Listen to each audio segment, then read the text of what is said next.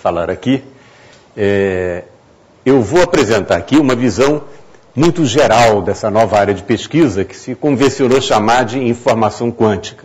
Minha palestra está sendo em português, evidentemente, porque assim me solicitaram, certo? Para fazer a palestra em português. Muito bem.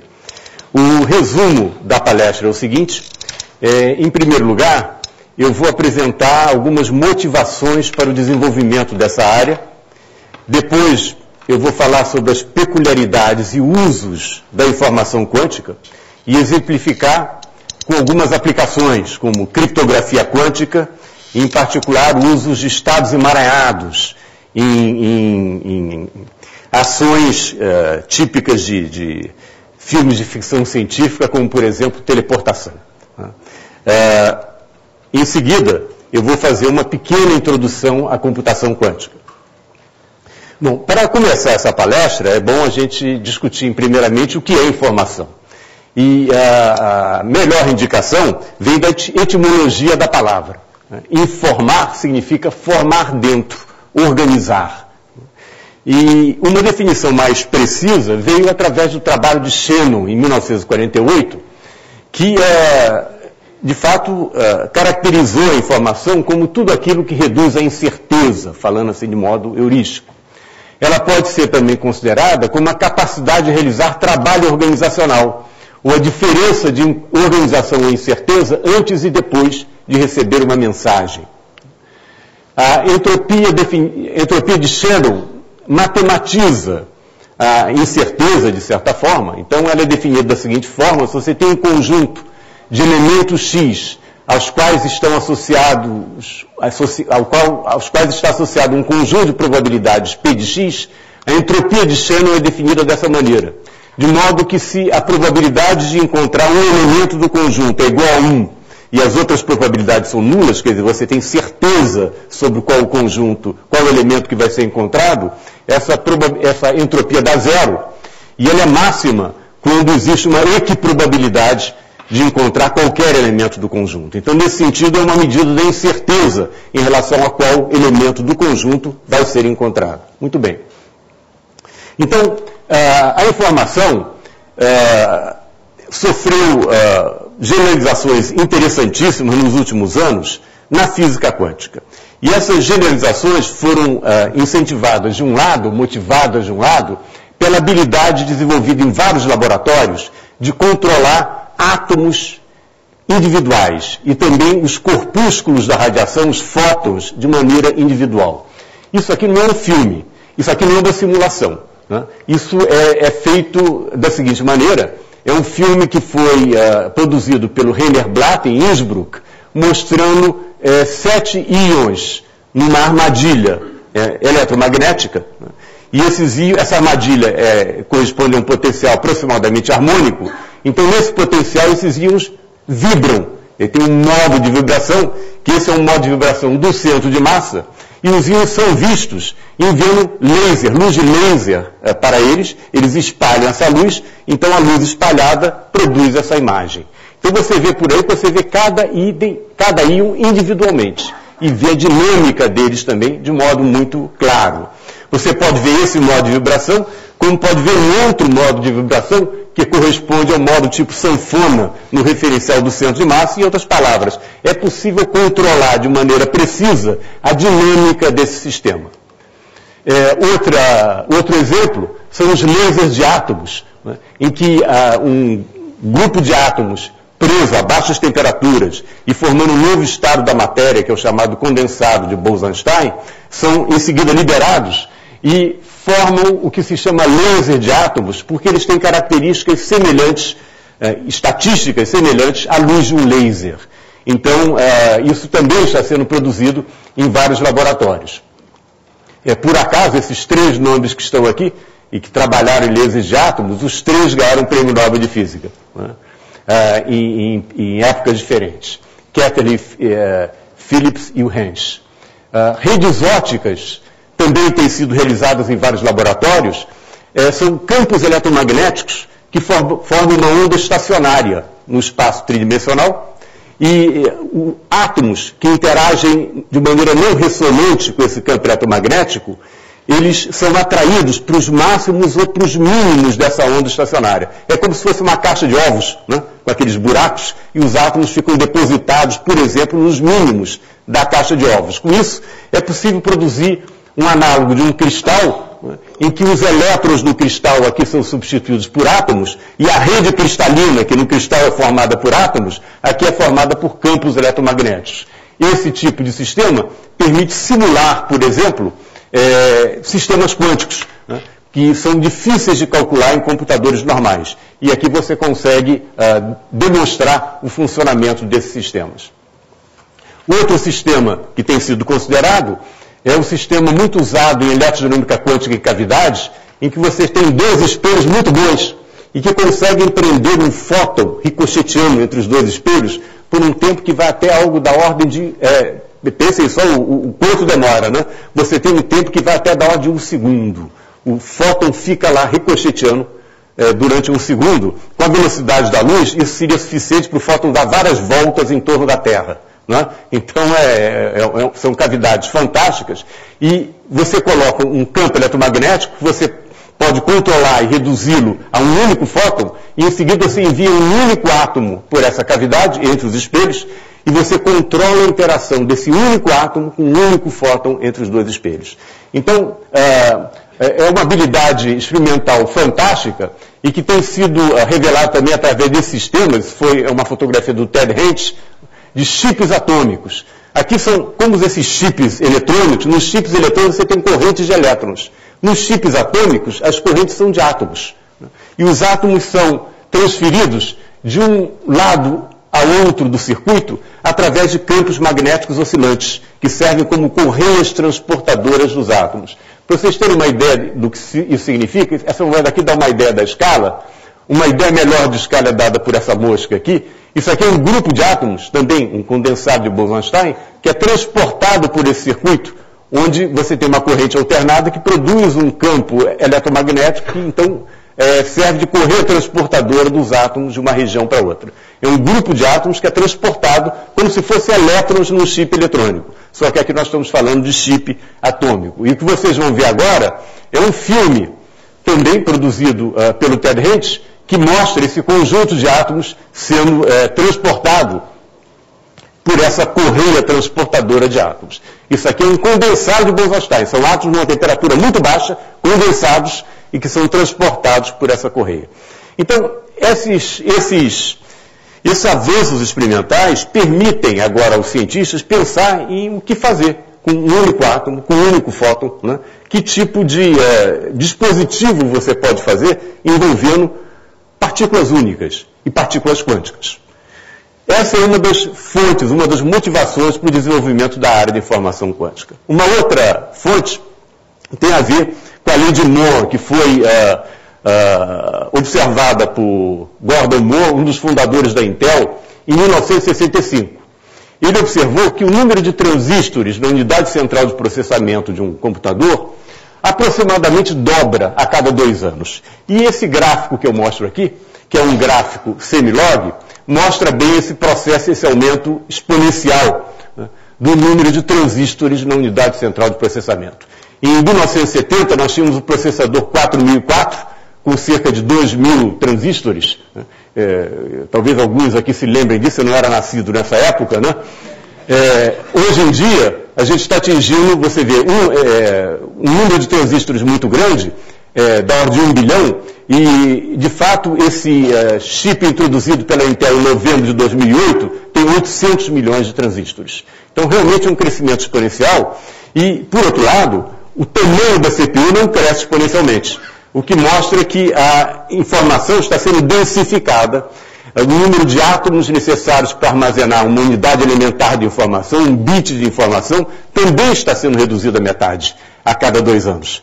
Se você projetar esse desenvolvimento, supondo que essa curva se mantenha aproximadamente com um crescimento exponencial, você chega à conclusão de que em torno de 2020 nós vamos ter aproximadamente 1 átomo por bit. Então, é uma evolução que vai das válvulas, né, que podiam estar ligadas ou desligadas e que representavam, portanto, o 0 ou 1, de uma computação, né, aos transistores, né, a transistores cada vez menores através da evolução da tecnologia dos semicondutores, até, eventualmente, um único átomo que, dependendo do estado em que ele se encontra, pode ser o 0 ou 1. Bom, quando nós chegarmos nesse limite, é inevitável pensar que a física quântica deve desempenhar um papel importante na computação. Claro que ela já desempenha um papel importante nos computadores atuais, através dos transistores, através da física dos semicondutores. Mas eu estou falando aqui de um outro tipo de papel, é a física quântica influenciando no software, nos algoritmos de computação. E é essa a novidade que ocorreu já nos últimos anos, várias propostas nesse sentido. E essas propostas têm também suas próprias motivações, e uma motivação importante vem do problema de fatoração, que é um problema considerado ainda difícil em computação clássica. Todo mundo sabe que 15 é igual a 5 vezes 3, mas se você aumentar muito o comprimento do número, o melhor algoritmo conhecido para a fatoração de um inteiro n varia exponencialmente no comprimento do número. E o comprimento do número é o logaritmo na base 2 desse número. Então, isso torna a fatoração de números grandes um problema difícil, né? E por isso mesmo, o problema de fatoração faz parte de um método criptográfico muito usado hoje em dia, o método de codificação de mensagens, que é o chamado método de chave pública RSA, essa aqui são as iniciais dos autores, e que é muito usado em bancos, internet. Quando você entra no seu banco pela internet, você está usando esse método para criptografar as informações que você troca com o banco. Se alguém produzir um computador ou algum método que consiga fatorar números rapidamente, essa pessoa vai poder quebrar esses códigos facilmente. Pois em 1994, Peter Shor, um matemático que trabalhava nos laboratórios da AT&T, né, American Telephone and Telegraph Corporation, antigos laboratórios da Bell, ele mostrou que um computador quântico, usando algoritmos baseados nas leis da física quântica, conseguiria fatorar um número com um número de passos, se quiser, da ordem do quadrado do comprimento do número e não mais exponencialmente no comprimento do número.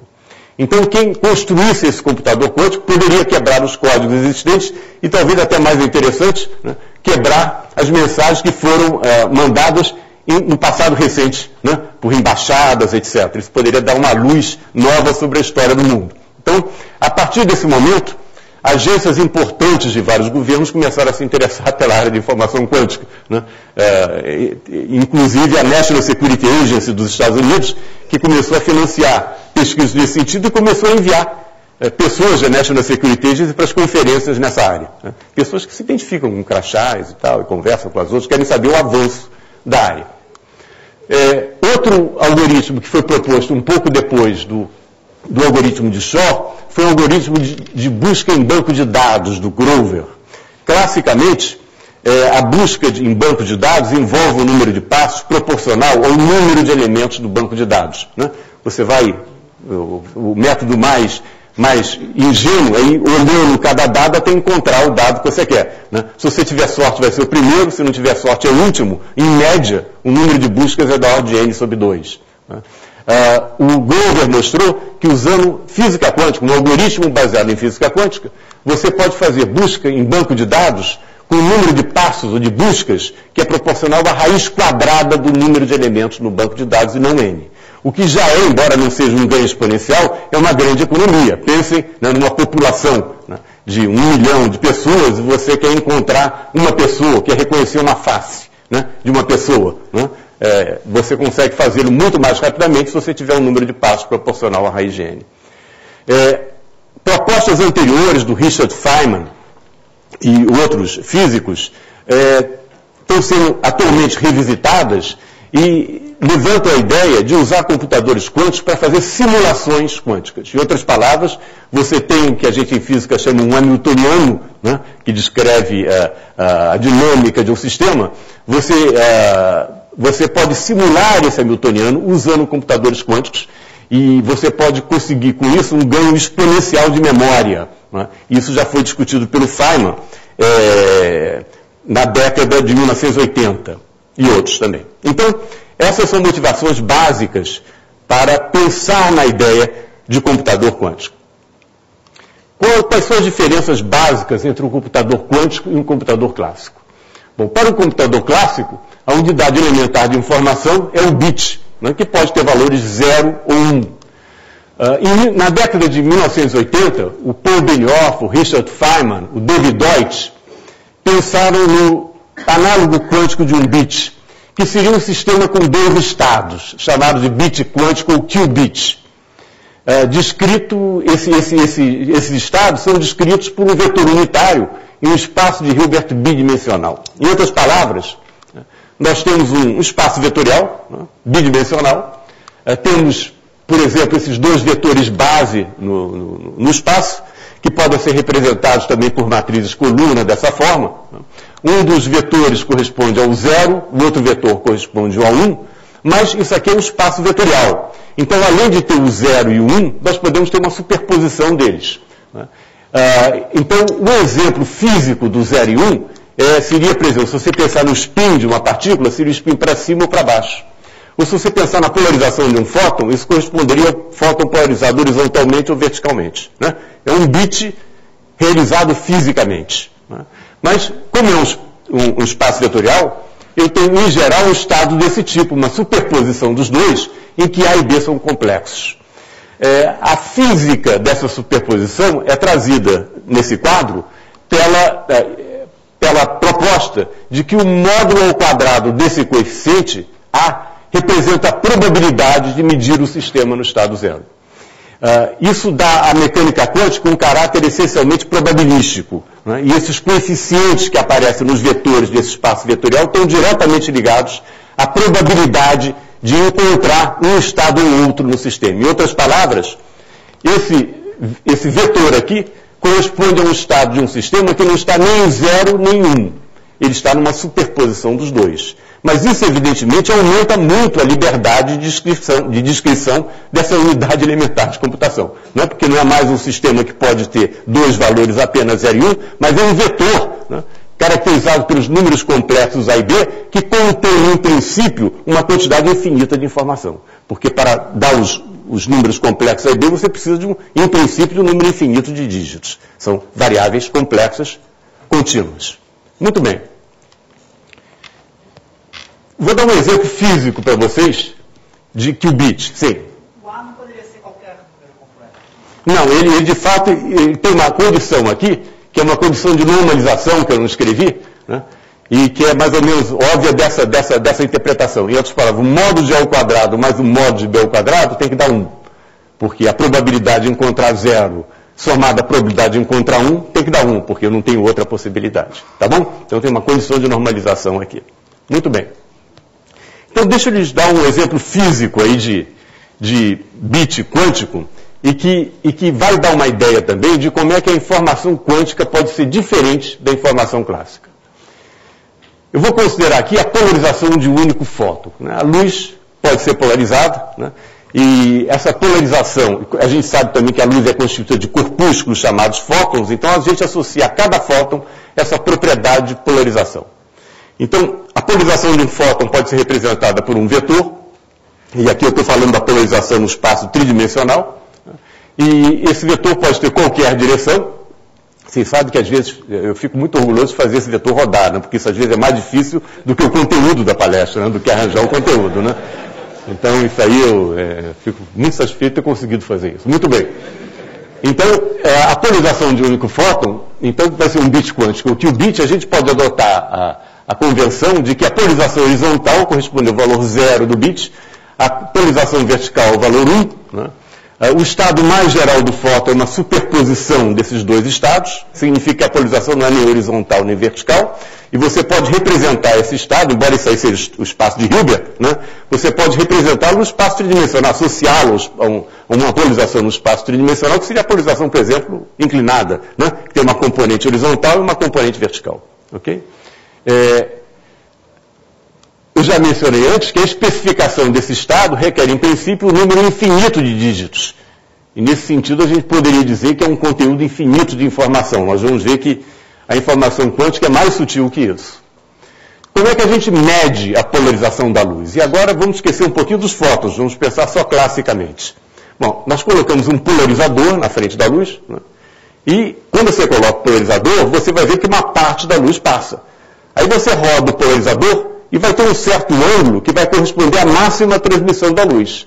Aquele ângulo vai te dizer qual a polarização da luz, né? Quando ela estiver ao longo do eixo do polarizador, ela tem máxima transmissão. Então, classicamente, a gente mede a polarização fazendo a luz incidir sobre um polarizador, né? E medindo o que sai depois e rodando o polarizador.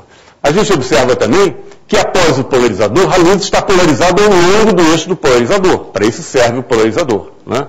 E, mais ainda, ela tem uma intensidade reduzida dependendo do ângulo. E a direção de máxima transmissão depende da polarização da luz, como eu mencionei há pouco. Okay? Então, essa é a descrição clássica desse experimento. A descrição quântica acaba dando o mesmo resultado no final, mas com uma descrição bastante diferente. De acordo com a física quântica, o fóton é indivisível. Não dá para parte do fóton passar pelo polarizador e outra parte não passar. Então, o que acontece é que cada fóton que alcança o polarizador ou passa ou não passa. E se passar, ele ao passar fica polarizado ao longo do eixo do polarizador, de modo que todos os fótons que passam vão ter a mesma polarização. Bom, dessa forma, nós entendemos por que a intensidade da luz é reduzida. Porque cada fóton que chega ao polarizador tem uma certa probabilidade de passar que depende do ângulo. Então, em geral, saem mais fótons do que chegam, o que significa redução de intensidade. A intensidade é proporcional ao número de fótons. Okay? Então, essa é uma descrição quântica do mesmo fenômeno. Mas essa descrição leva a conclusões curiosas. Aqui uma observação que eu já mencionei antes: se o eixo for vertical, por exemplo, a probabilidade do fóton passar é módulo de beta ao quadrado, de novo. Porque módulo de beta ao quadrado é o que? A probabilidade do fóton ter essa componente vertical. Ok? Bom, mas isso aí leva a uma conclusão curiosa. Frustrante. Né? A conclusão curiosa é de que é impossível medir o estado de um único fóton. De fato, né, se uma pessoa te manda um fóton e você quer saber a polarização dele, você bota um polarizador, o fóton vai passar ou não. Né? Se ele passar, isso não significa que a polarização dele estava ao longo do eixo do polarizador. Porque ainda que ele não estivesse ao longo do eixo, ele teria uma certa probabilidade de passar. Se ele não passar, também não significa que ele estava ortogonal, porque ele teria uma probabilidade de não passar. Né? E por outro lado, ao passar, a polarização dele é do eixo do polarizador, não tem nada a ver com a polarização anterior dele. Então é impossível medir a polarização de um único fóton. Claro que se eu tiver muitos fótons, eu posso usar o recurso lá da luz clássica. Né? Para cada fóton eu giro um pouquinho, né? Vou girando o polarizador e conto no final, né, quantos fótons passaram em cada direção. E quando eu tiver a direção de maior transmissão, aquela vai ser a polarização, a direção de polarização do fóton. Mas com um único fóton é impossível medir o estado de um único fóton. Mais ainda, quando eu meço a polarização de um fóton, em geral, eu mudo essa polarização. Né? Ele sai polarizado ao longo do eixo do polarizador. Então, a informação quântica tem várias peculiaridades que são mostradas desse experimento pensado. Primeira, é de que se nós não conhecemos a priori a direção de polarização de um fóton, a medida ao longo de qualquer outra direção muda a polarização do fóton.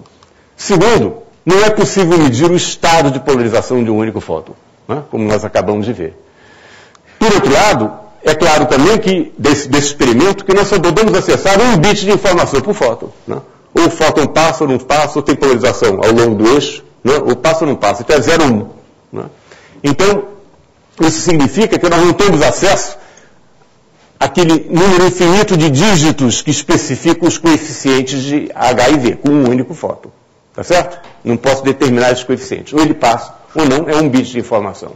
Além disso, é possível mostrar, e olha, esse é um problema muito simples, eu fiquei até tentado em fazer um slide, que em único slide eu mostro isso, mas resolvi não fazer porque não daria tempo de falar de outras coisas. Foi mostrado pelo Utters e Zurek, na revista Nature, em 1982, que não é possível clonar um fóton. Em outras palavras, se alguém te manda um fóton, você não consegue preparar um outro fóton igualzinho àquele. Pela simples razão de que você não consegue nem analisar que estado tem aquele fóton. Né? Vejam também, se você tivesse uma máquina de clonagem, se você conseguisse clonar aquele fóton, você poderia, a partir dele, fazer 1 milhão de fótons no mesmo estado. E você conseguiria, então, descobrir qual a polarização. Porque aí você teria uma luz praticamente com características clássicas, no sentido de ter muitos fótons. Tá certo? Então, isso está de acordo com a ideia de que você não consegue medir o estado de polarização de um único fóton, não consegue clonar um fóton. Então, se vocês olharem essa lista aqui, lembra aquela música do Caetano Veloso, é proibido proibir, né? Porque é uma série de proibições, tá certo? Pode ser até considerada frustrante. No entanto, essa série de proibições tem uma aplicação imediata em criptografia quântica.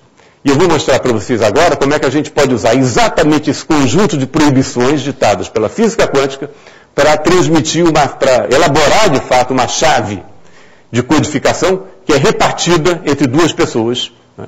De forma que se alguém tentar violá-la, nós sabemos que houve essa tentativa.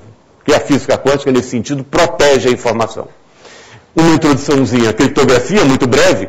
O grande problema da codificação de mensagens é enviar a chave de codificação, né? Se você conseguir enviar a chave de codificação para a pessoa com quem você quer se corresponder, né, você está satisfeito, resolve o problema, porque a partir daí você usa a chave para codificar textos e a pessoa que tem a chave usa a mesma chave para decodificar.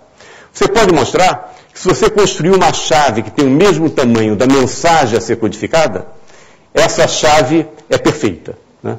É impossível para quem intercepta a mensagem codificada, não a chave, mas a mensagem codificada, descobrir qual é a mensagem. Né? Na prática, isso não acontece porque você acaba repetindo a chave, né? Você não tem possibilidade de substituí-la a todo momento. Né? Isso leva a mensagens que poderiam ser decodificadas através do estudo, por exemplo, de frequência de letras numa certa língua. Okay? Mas se a chave tiver o tamanho da mensagem, a mensagem não pode ser quebrada. Então, transmitir a chave é a grande questão da criptografia, é o motivo desses filmes de suspense, de espionagem. Né? O espião quer pegar a chave, então ele mata as pessoas e tal, para pegar a chave de codificação. Certo? Muito bem. Qual é a ideia aí de criptografia quântica? Isso foi sugerido pelo Bennett e o Brassard em 1984. Charles Bennett já esteve aqui no Brasil, até em simpósios de matemática, esteve aqui no IMPA, dando palestra. É um cientista que trabalha na IBM. A ideia é a seguinte: a Alice quer transmitir para o Bob uma chave criptográfica. E a chave é uma chave que na base de bits, né, na base 2, é uma sequência de zeros e uns. Né? O que ela faz? Ela manda para o Bob uma sequência de fotos preparadas na polarização horizontal ou vertical, mas correspondendo a duas bases não ortogonais aleatoriamente escolhidas. O que significa isso? Alice atira uma moedinha duas vezes. Na primeira vez, dependendo se é cara ou coroa, ela escolhe esse sistema de eixo ou um sistema de eixo formando 45 graus com o anterior.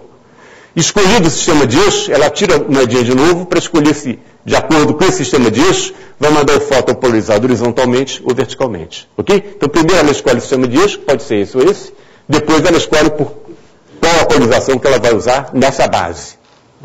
Então, de fato, isso significa, né, se vocês olharem esses dois sistemas de eixos aqui, que a direção do fóton que ali se envia pode ser essa aqui, indicada pela seta vermelha, ou essa, ou essa, ou essa. 4 direções possíveis. O Bob mede a polarização do fóton enviado pela Alice usando aleatoriamente um dos dois sistemas de eixo. Aí ele joga a moedinha só uma vez. Ele escolhe qual sistema de eixo que ele usa e aí nesse sistema de eixo ele mede a polarização do seu fóton, se é horizontal ou vertical, de acordo com aquele sistema de eixo. Anota diligentemente, com disciplina, né, os resultados de suas observações no caderninho e a Alice anota também os resultados dos fótons, das polarizações que ela produziu no seu caderninho. Muito bem, note o seguinte: se o Bob, ao fazer sua escolha de eixo, acertou a direção do eixo que a Alice enviou aquele fóton, a medida de polarização que ele vai fazer coincide com a polarização que a Alice enviou. Se a Alice enviou uma polarização assim, os eixos do Bob também são assim, ele vai medir a polarização horizontal. Mas se o eixo dele fizer 45 graus com o eixo da Alice, o fóton, e se a Alice mandou o fóton polarizado verticalmente, a polarização que o Bob vai medir tem 50% de chance de ser ao longo desse eixo ou ao longo do outro, porque são as projeções da polarização vertical. Né? Então, se ele não acertar o eixo, ele tem 50% de chance de errar. Se ele acertar o eixo, ele acerta também a polarização, supondo que não teve boi na linha, que ninguém mexeu nessa polarização no meio do caminho. Ok? Então, essa é a ideia. E como é que eles vão saber se o Bob acertou ou não? Eles fazem o seguinte: eles comparam suas escolhas de base, depois da Alice enviar os fótons, Alice e Bob comparam suas escolhas de base publicamente. Eles vão para um canal de TV com filial em algum lugar, então, sei lá, Silvio Santos, programa de grande audiência, né? E comparam. Então a Alice diz o seguinte: olha, no primeiro fóton eu usei esse sistema de eixos assim, vertical. Aí o Bob também publicamente diz, olha, para esse primeiro foto eu também escolhi esse sistema de eixos. Então eles sabem que mediram a mesma polarização, mas não anunciam publicamente qual é. Na segunda foto, a Alice disse, olha, joguei a moedinha, deu erro do sistema de eixos. Aí o Bob disse, olha, eu medi no outro sistema de eixos. E daí os dois, Alice e Bob, jogam fora aquele dado, porque aquele dado não é confiável. Né? Então, guardando apenas os dados em que houve coincidência na escolha, isso é 50% dos dados, eles vão ter construído uma chave aleatória entre os dois. Tá certo? Uma sequência de zeros e uns com a qual os dois concordam. Okay? Bom, mas como é que eles sabem que não houve interferência? Talvez Eva estivesse aqui no meio do caminho. Olha, isso não é machismo, não. Eva vem de eavesdropping, tá certo? Que é o escuta, ok? Então talvez Eva estivesse lá no meio do caminho e Eva resolveu detectar os fótons enviados pela Alice. Né? Mas Eva tem o mesmo problema que o Bob tinha. Ela não sabe qual a direção do eixo que a Alice está usando. Então ela tem 50% de chance de errar. De qualquer forma, ela pega aquele fóton e reenvia para o Bob, porque ela não quer que o Bob saiba que tem fóton faltando. Tá certo? Ela envia. Mas aquele fóton que ela enviou para o Bob tem 50% de chance de estar errado. Então o que faz a Alice e o Bob agora, depois que eles acertaram os eixos? Eles pegam uma sequência dos bits que eles trocaram entre si e comparam publicamente essa sequência. Não todos, mas uma parte. Então a Alice disse, olha, agora eu vou revelar o seguinte, o primeiro fóton que eu mandei estava polarizado horizontalmente. Aí o Bob diz assim, confere. O segundo verticalmente. Aí o Bob olha, epa, o meu está polarizado horizontalmente, tem boi na linha. Né? Aí eles abandonam essa chave. Tá certo? Aí tem que abandonar a chave. E é possível mostrar que para uma chave suficientemente grande, se você pegar, digamos, metade dos bits enviados, a chance, né, de você, e todos os bits conferirem, a chance de ter boi na linha decresce exponencialmente com o comprimento daquele código. Tá ok? Então, se eles pegarem um número de bits suficientemente grande, eles vão ter praticamente certeza de que não houve escuta. E aí conservam a chave. Né? Vejam que, nesse procedimento, entrou o teorema da não clonagem. Porque se Eva pudesse clonar o fóton que estava recebendo, o Bob nem perceberia que houve interceptação. Né? Entrou o fato também de que, ao medir o fóton, Eva frequentemente mudou a polarização dele. A medida muda o estado do objeto que está sendo medido. Outra característica quântica. Né? Então, vocês veem aquelas progressões entrando aí para proteger a informação trocada entre a Alice e o Bob. Então, essa é uma aplicação que tem várias ramificações práticas. Então, esse artigo aqui demonstrou, por exemplo, a distribuição de chaves quânticas sobre uma distância de 67 quilômetros de uma fibra óptica. É o grupo do Gizan, lá em Genebra. Eles estenderam essa fibra debaixo do lago de Genebra e fizeram a comunicação entre Genebra e Lausanne, e o que eles chamam de plug and play system. É plug and play, não plug and play, como computadores, né? É plug and play system, em que você tem duas caixas que correspondem a Alice e o Bob, que são as fibras ópticas, né? E a fibra óptica, e através da fibra óptica eles demonstraram a transmissão de um código entre dois locais. Isso aqui é um artigo, vejam só, feito pelo pessoal da Toshiba, mostrando distribuição de chaves quânticas numa distância de 122 quilômetros de uma fibra de telecomunicação de padrão, o que é interessante porque você não precisa fabricar uma fibra especial para fazer isso. Né? Então, isso é o que nós podemos fazer com 1 qubit usando propriedades da física quântica. E se nós tivermos mais de 1 qubit? Aparece, então, uma propriedade matemática que corresponde a um fenômeno quântico extremamente sutil. Se nós tivermos mais de uma partícula, por exemplo, mais de um fóton, mais de um elétron, o espaço total das duas partículas vai ser definido como o produto tensorial dos espaços de cada um, correspondentes a cada uma das partículas. Isso significa, em particular, que há estados desse sistema de duas partículas que podem ser escritos como produtos do estado de uma partícula pelo estado da outra. Esse é um exemplo de um estado desse tipo. E você pode também construir uma base nesse espaço de 2 qubits, que é a base produto, que está especificada aqui, 01, 10, 00, 11. todas as combinações possíveis. Se você pensar em termos de spin, é 2 spins para cima, 2 spins para baixo, um para cima, outro para baixo, então esse aqui. Tá certo? Então você tem essa base nesse espaço de 2 sistemas de 2 níveis. Okay? Mas há outra base possível. Como é um espaço produto tensorial, você, nesse espaço, tem estados que não podem ser escritos como produtos de estados que pertencem a cada um dos estados. Por exemplo, esses estados aqui que são chamados estados emaranhados, esses são chamados estados de Bell. Vocês veem o que acontece aqui? Isso aqui é uma soma de produtos de estados. E uma soma de produtos de estados não é um produto de estados. Tá certo? Então, isso aqui não pode ser escrito na forma de produto. Né? É um estado emaranhado, também chamado não separável, porque não pode ser separável num produto das duas partes. E essa é uma base interessante, chamada base de Bell, né? Que corresponde a uma base, vocês veem, emaranhada, né?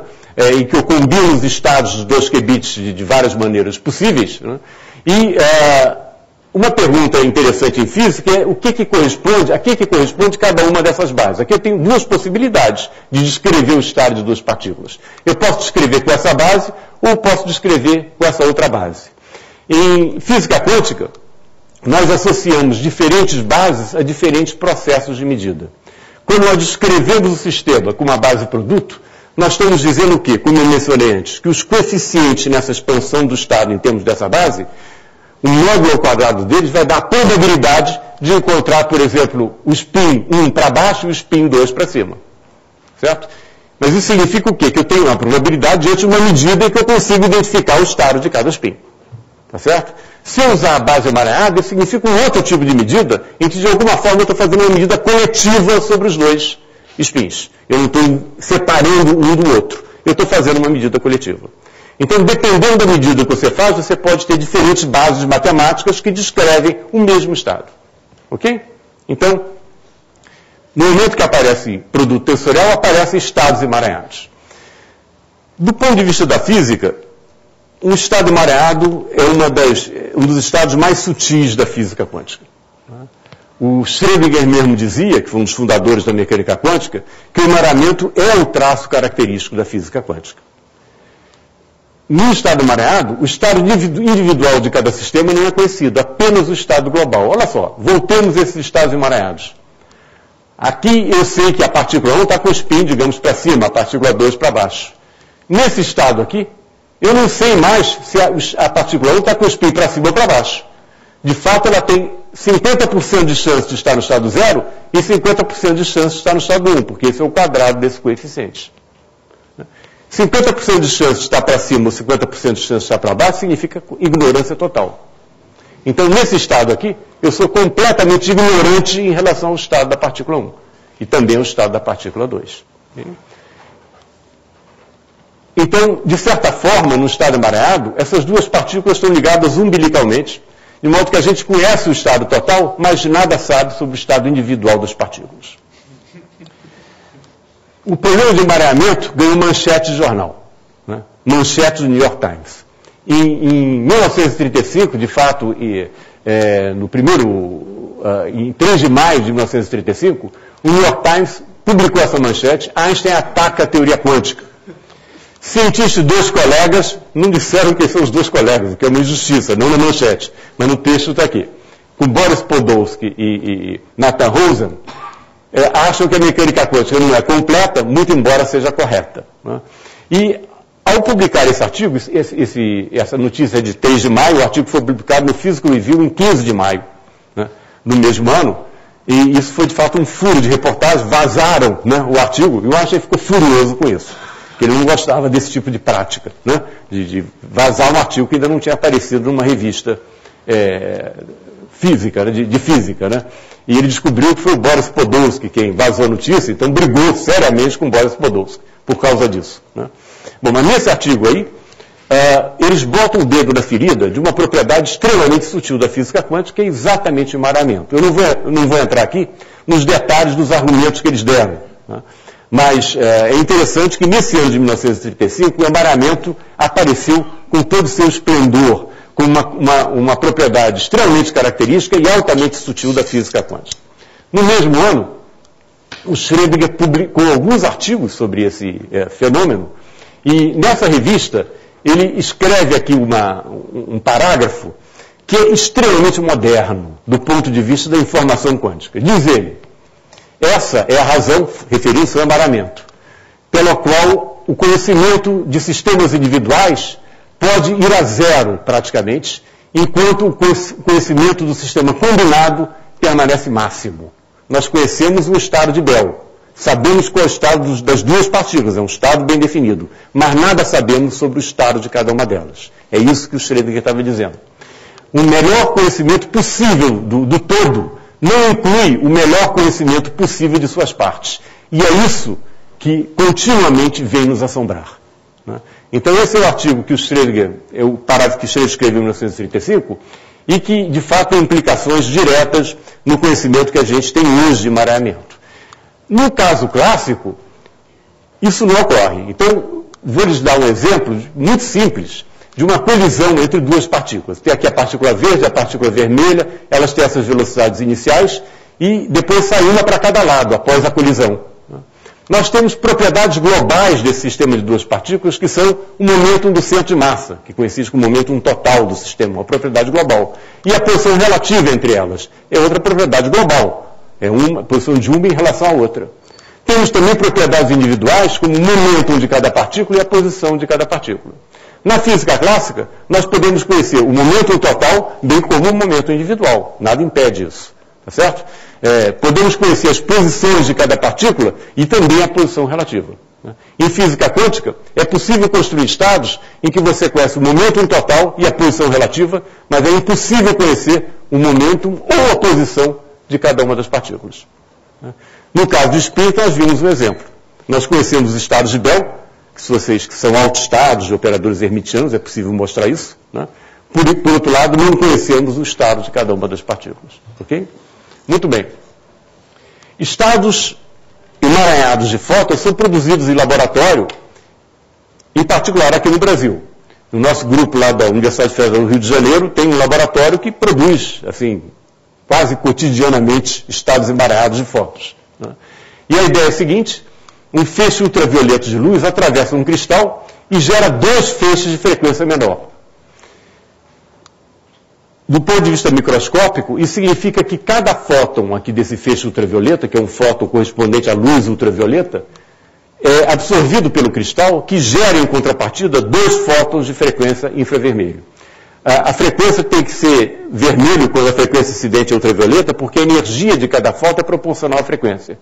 E é importante que a soma das energias dos fótons que saem não seja maior que a energia do fóton incidente. Tá certo? Então, saem dois fótons de frequência no infravermelho e é possível mostrar que, sob certas condições, esses dois fótons que saem do cristal têm polarizações ortogonais. Mas não sabemos qual fóton que é polarizado verticalmente e qual que é polarizado horizontalmente. Então, nós temos uma informação global sobre o sistema, nós sabemos que as polarizações são ortogonais, mas não conhecemos a polarização de cada fóton. Ok? Então, esse é um exemplo de um estado emaranhado, em que nós temos o conhecimento global, mas não temos o conhecimento individual. Por outro lado, se nós medirmos a polarização do fóton, de um dos fótons, isso determina a polarização do outro, porque nós temos a informação global de que as polarizações são ortogonais. Isso é verdade, ainda que um dos fótons esteja na Terra e o outro esteja em Andrômeda. Né? Então, aquele fóton em Andrômeda, cuja polarização era indeterminada, ao medirmos esse fóton aqui, ela passa a ser determinada para nós, que estamos aqui medindo, nós ganhamos conhecimento sobre ela. Okay? Bom, isso levou isso é um estado típico desses dois fótons, o estado como que eu escrevi antes. Isso aqui é um produto de dois estados, isso aqui é outro produto de dois estados, que eu escrevo resumidamente dessa maneira, e esse é um estado de Bell. Né? Aqui me diz que eu posso ter os dois fótons no estado HV ou no VH. Bom, essa situação levou o Einstein a várias reclamações. Né? Numa carta que ele escreveu a Max Born, ele disse que não podia seriamente acreditar na teoria quântica, porque a teoria não poderia ser reconciliada com a ideia de que a física deveria representar uma realidade no tempo e no espaço livre de ações fantasmagóricas à distância. Quer dizer, um fóton que é indeterminado, que está muito longe, e que eu meço esse fóton aqui, ele passa a ter uma polarização determinada. Ok? Mas nós convivemos com essa ideia e, independentemente dessa discussão que levou muitos anos, hoje em dia, em vários laboratórios, verdadeiras proezas experimentais são realizadas. Por exemplo, né, consegue-se gerar estados emaranhados agora de muitos átomos, etapa por etapa, você vai emaranhando os átomos, usando uma cavidade, átomos que passam pela essa cavidade. Foi demonstrado o emaranhamento de um átomo com um fóton emitido por ele, o que é interessante para permitir informação, porque o átomo guarda a informação enquanto o fóton a transmite. E através do emaranhamento, a informação do átomo pode ser transmitida à informação do fóton. Estados emaranhados de mais de 2 partículas foram criados em vários laboratórios. Por exemplo, esse aqui é o grupo do David Wineland, em Boulder, no NIST, que é o National Institute of Standards and Technology, corresponde ao nosso Inmetro daqui. Isso aqui, ele demonstrou a criação de um estado emaranhado de 6 átomos. O Rainer Blatt, em Innsbruck, demonstrou nesse artigo a criação de um estado emaranhado de 8 átomos, e atualmente ele chegou a 14 átomos emaranhados. Okay? Então, o número de átomos está crescendo, né? E embora, não obstante esses sucessos experimentais, nós ainda temos dificuldade de definir medidas de emaranhamento e de classificar estados emaranhados. Para estados puros, a gente usa medidas entrópicas de emaranhamento, que são generalizações para a mecânica quântica da entropia de Shannon, que ele definiu lá para conjuntos clássicos. E nesse caso, o emaranhamento máximo é aquele que corresponde à ignorância máxima sobre o estado de cada uma das partes. Aqueles estados de Bell que eu mostrei para vocês, onde havia 50% de chance de cada partícula estar com o spin para cima ou para baixo, eram estados maximamente emaranhados, porque correspondia à ignorância máxima sobre cada partícula.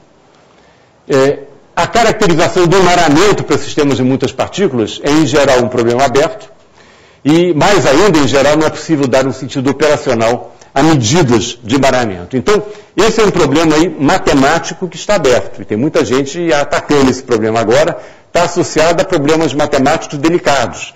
Apenas para os especialistas, o problema que aparentemente está bastante relacionado com o problema de caracterização do emaranhamento é o problema de operações completamente positivas em matemática, né, em relação às quais há resultados matemáticos muito bonitos, mas ainda muito poucos atualmente.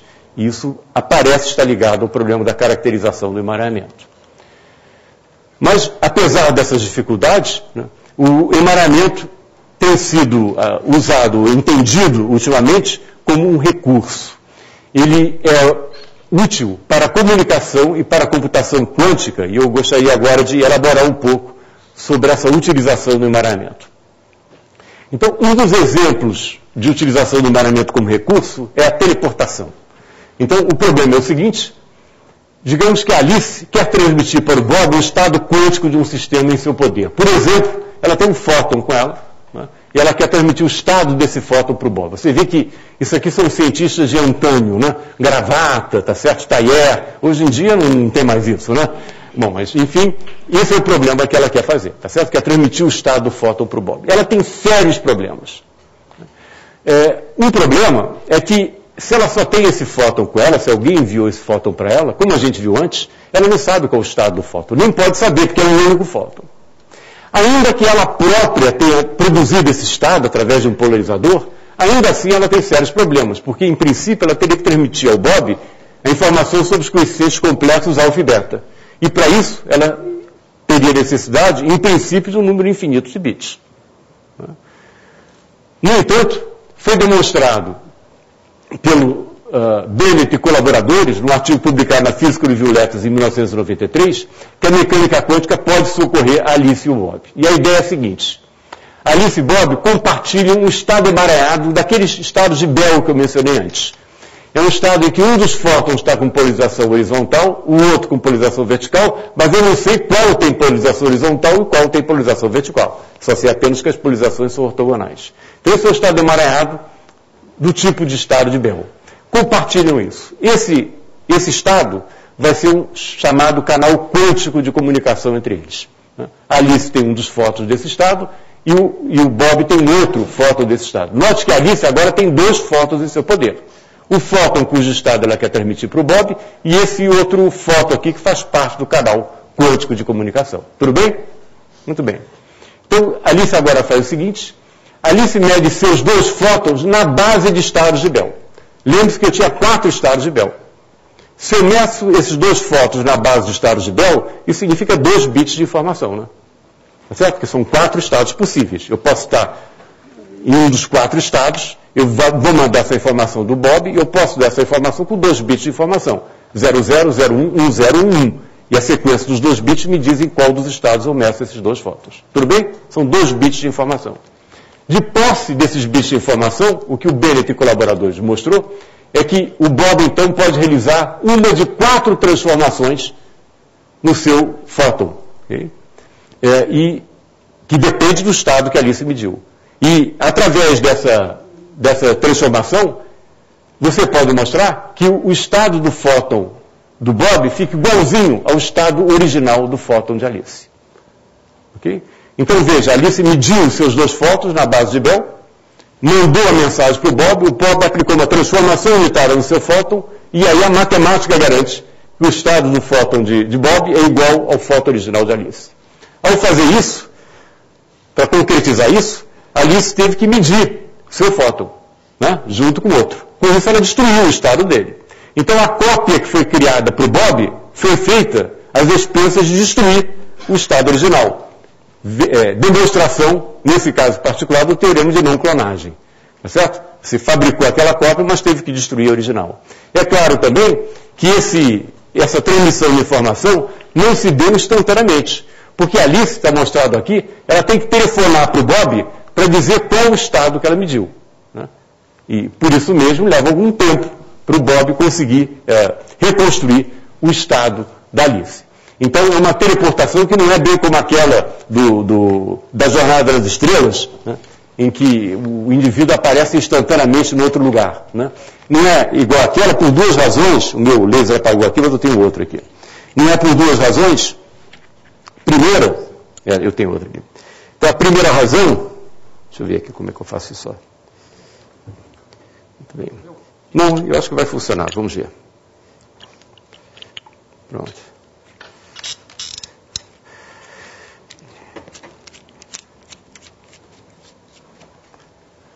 Pronto, esse laser é uma arma poderosa também. Então, se alguém estiver dormindo, cuidado. Né? Então, a segunda razão pela qual a Jornada das Estrelas não corresponde a isso é que na Jornada das Estrelas você tem teletransporte da matéria. Né? O indivíduo é a matéria transportada, enquanto aqui é a informação sobre a matéria, é o estado que é transportado. Ok? Então, essa teleportação que se baseia justamente nessa propriedade de emaranhamento do estado. Mais ainda, você vê que a Alice consegue transferir para o Bob informação sobre o estado com apenas 2 bits de informação. Ela apenas diz qual o estado de Bell que ela mediu, ao invés de ter que transmitir um número muito grande de dígitos que caracterizam os coeficientes alfa e beta. Muito bem. Então, essa é uma aplicação possível. Né? A primeira evidência, a primeira proposta de experimento de teleportação foi feita pelo Nissim Zaguri, por mim, juntamente com um grupo do Serge Haroche na École Normale Supérieure. Desde então, várias experiências foram feitas. Uma implementação recente é de Anton Zeilinger, na Áustria, que mostrou a teleportação de estados quânticos através do rio Danúbio, que é uma proposta poética, né, de teleportação, né, e o estado quântico foi transmitido através de uma fibra, e a informação clássica sobre qual o estado medido foi transmitida através de radiofrequência, essa é a informação que diz qual o estado foi medido. Né.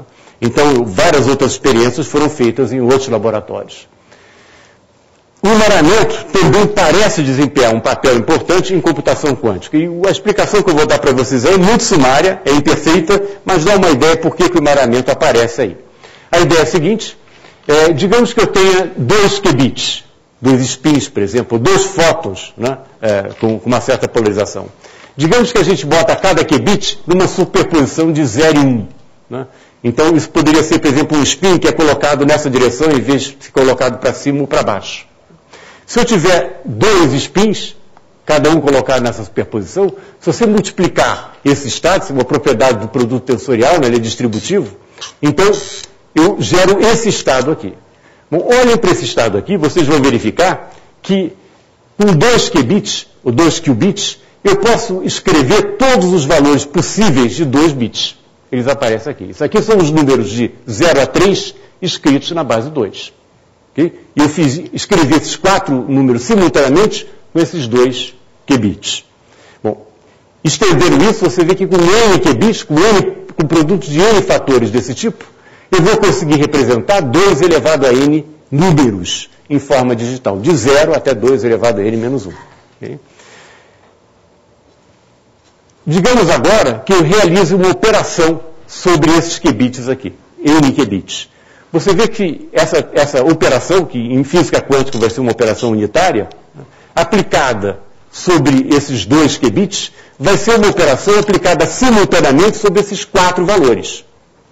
Se eu tiver n qubits, essa vai ser uma transformação, uma operação aplicada simultaneamente sobre 2 elevado a n valores.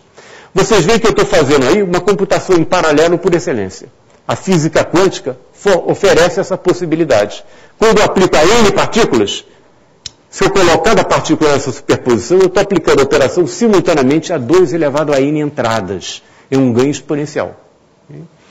Claro que quando esse estado aqui é um estado produto, porque afinal de contas ele pode ser escrito dessa maneira. Mas quando eu aplico uma transformação unitária nesse estado, o resultado não é um estado produto em geral. Vai ser um estado, portanto, emaranhado. Então, nesse processo de computação, eu gero estados emaranhados.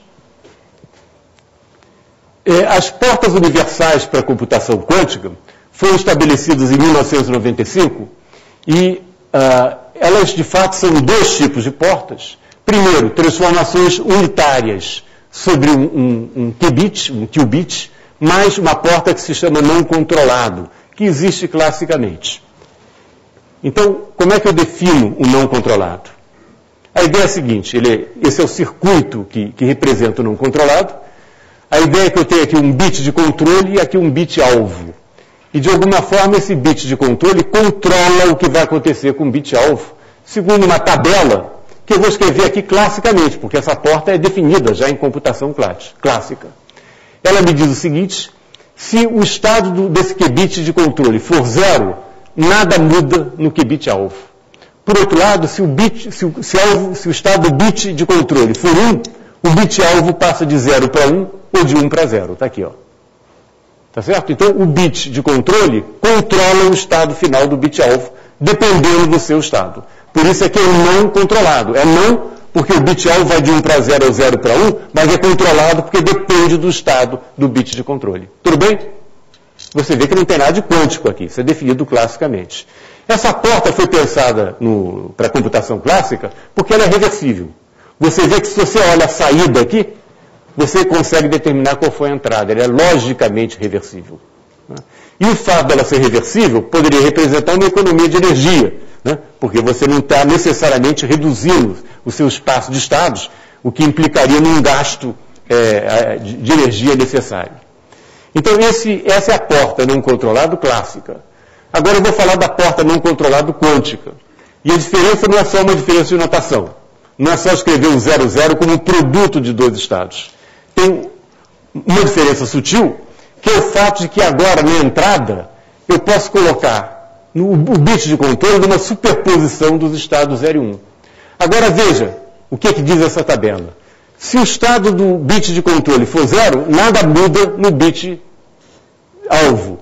Se o estado do bit de controle for 1, o bit alvo passa de 0 para 1. Então, esse estado, que na entrada é o estado produto, é o estado desse qubit vezes o estado do outro, vira na saída um estado correlacionado, em que o 0 aqui fica associado ao 0 na saída desse, mas o 1 aqui faz o 0 mudar em 1. Em outras palavras, a partir de um estado produto, com essa porta, eu gerei um estado emaranhado.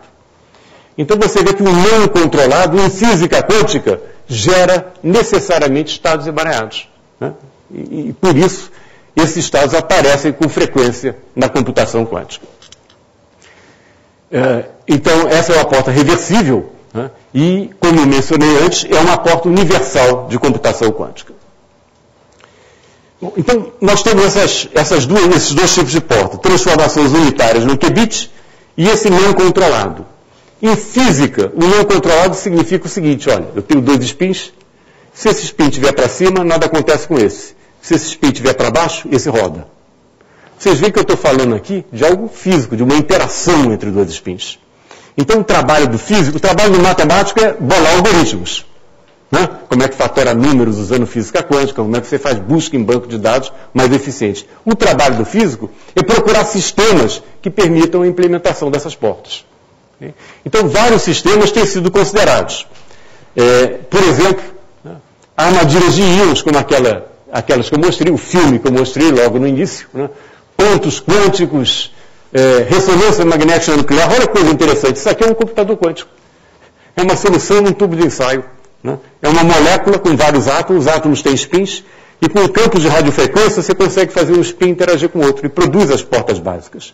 Você sabe que com esse computador aqui, o Chang demonstrou a fatoração no número 15, e mostrou, para a felicidade geral, que 15 é igual a 5 vezes 3, né? Com uma certa margem de erro. Né? É um experimento. Né? Então, isso aí foi uma demonstração que ele fez na IBM. Né? Outros dispositivos usados, redes óticas, que eu já mencionei aqui, usada para simulações, junções Josephson, supercondutores, né?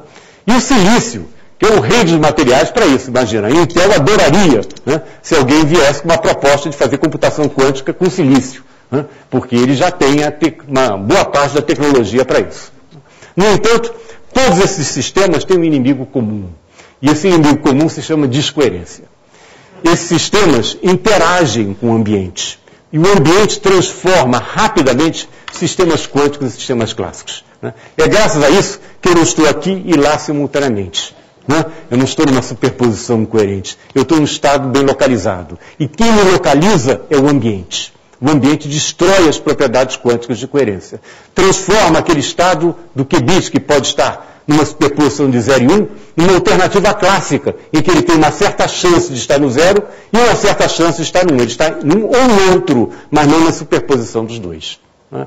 Então, o ambiente está sempre lá, os sistemas estão sempre interagindo com o ambiente, e isso torna a tarefa de construir computadores quânticos uma tarefa extremamente desafiadora. Né?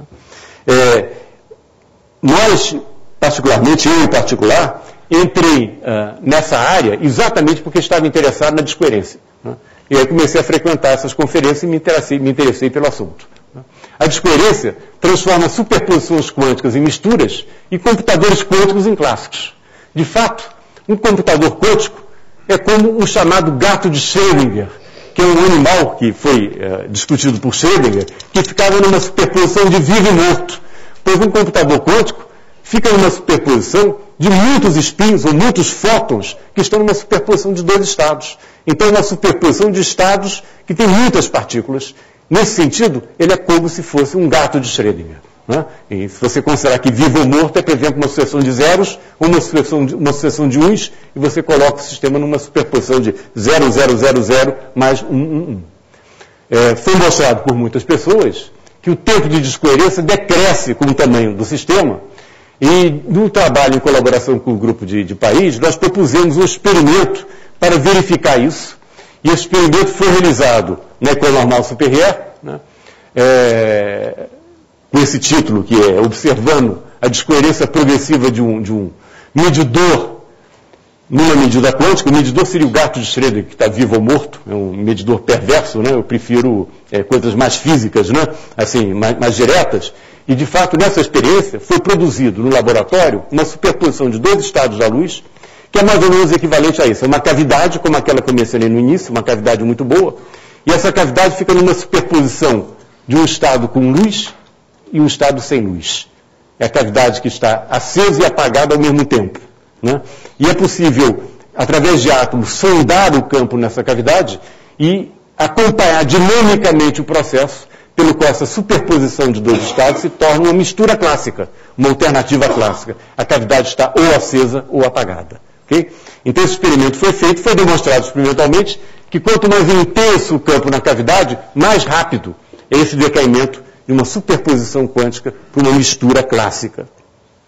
Então, o que nós temos aqui é um gato de Schrödinger, uma superposição de dois objetos macroscópicos, né, mas que rapidamente vira o que a gente chama de mistura estatística, uma alternativa clássica. E agora, continuando digamos, nos comerciais, né, intervalo comercial, eu quero mostrar para vocês uns trabalhos, só falar para vocês uns trabalhos do nosso grupo que miram exatamente essa questão. Quer dizer, esses trabalhos investigaram experimentalmente, isso foi feito lá no laboratório da UFRJ, como é que é essa dinâmica do emaranhamento. Como é que o emaranhamento desaparece, né, sob a ação do ambiente. No experimento feito em Paris, o que foi visto é como é que some uma superposição de dois estados macroscopicamente distintos. Aqui nós estamos olhando a dinâmica do próprio emaranhamento, e o que nós mostramos experimentalmente é que o emaranhamento some antes da coerência. Pode ainda existir coerência entre dois estados e muitas partículas e o emaranhamento vai embora. Então, nesse sentido, o emaranhamento pode ser muito frágil, o que é má notícia para a computação quântica. Okay?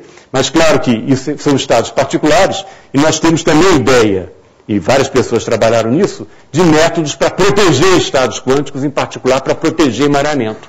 Mas o desafio continua, e essa é uma questão que está bastante aberta ainda na literatura. Então, eu estou terminando aqui a palestra, eu quero mostrar mais um slide, uma coisa bem atual. Esse é um outro problema de interesse da informação quântica, o nome é pomposo, metrologia quântica, e o problema é o seguinte, digamos que eu tenho um processo dinâmico aqui que depende de um parâmetro. Esse parâmetro pode ser, por exemplo, uma constante de acoplamento. Né? E eu quero determinar qual é essa constante de acoplamento. Eu quero estudar esse processo para determinar o valor desse parâmetro. Esse parâmetro pode também ser a duração no tempo de um processo, por exemplo.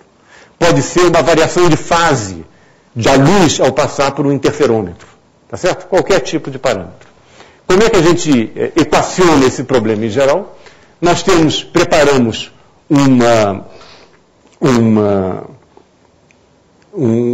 como é que é? Probe em inglês, agora que eu me atrapalhei com o português, né? Um probe, né?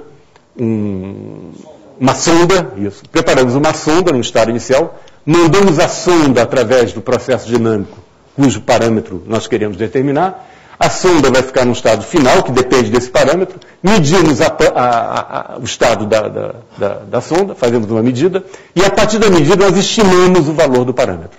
Questão, qual a imprecisão nessa medida? É interessante que isso foi tratado em estatística clássica na década de 1920, né, por pessoas como Fischer, Kramer e Hall, certo? E eles estabeleceram desigualdades clássicas que estão relacionados com a chamada informação de Fischer. Eu estou apenas falando isso para aguçar a curiosidade de vocês, mas não vou discutir isso aqui. Então, isso é algo de estatística clássica, mas que recentemente foi generalizada para a física quântica. Mas, de novo, a generalização para a física quântica considera o melhor dos mundos. Né? Sistemas, uma sonda que evolui sem dissipação, né? Sem interagir com o ambiente. Né? Isso não existe, certo? Então, o nosso trabalho foi de fazer uma teoria geral para estimação de parâmetros na presença de ambiente. Isso foi publicado recentemente, um artigo na Nature Physics. Esse é um aluno de doutorado meu que defendeu a tese recentemente, agora está com postdoc, e eu diria que a maior parte desse trabalho saiu dele. Um certo aluno brilhante e que resolveu realmente esse problema com uma pequena ajuda dos colaboradores. Tá certo? Então, o Bruno Escher.